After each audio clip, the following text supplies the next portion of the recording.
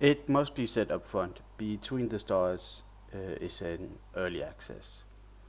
I usually avoid early access, but this one was in my Monthly, um, or Humble Bundle Choice, I think it's called. So I thought, why not? The game looked compelling and had plenty of great reviews. And initially, I was very pleased with Between the Stars. I could see a great space adventure before me.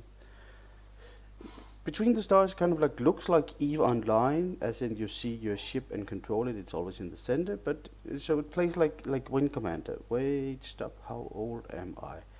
Anyways, um, so there's more focus on ship position and movement, and you have to aim your weapons. I also remember there was nice interaction between you and the crew, even though they are never more than 2D images. I could see some fun character dynamic going, like maybe all the way to like a Bioware game. But then it didn't. Part of that is my fault. I don't think any dialogue was spoken, and I'm not good with reading too much dialogue when I'm playing a video game. So at some point I started skipping um, until I had to make a decision, and then the decision wasn't spelled out like to the degree of save child or take their candy. I'm starting to skip the dialogue, therefore the story, and thus the emotional connection to the game. That leaves the gameplay, and while fun to begin with, when the spaceship battles start to drag out, as they turn into me and another ship just looking at each other, shooting as soon as our weapons go off cooldown, and then see whose shields gives in first, the thrill and magic has disappeared. I also hit a kind of steep skill wall at some point, and the way around that was to try and engage with the slightly clunky equipment management. Less is more in these situations, if you ask me.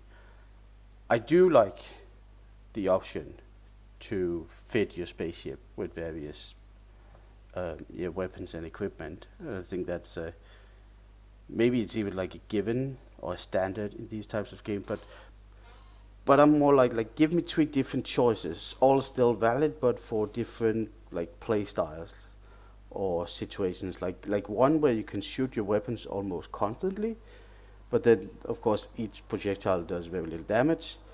Or give me one like big gun where you have to take care and aim. It takes a week to reload, but if it hits, it take like half of the other ship with it.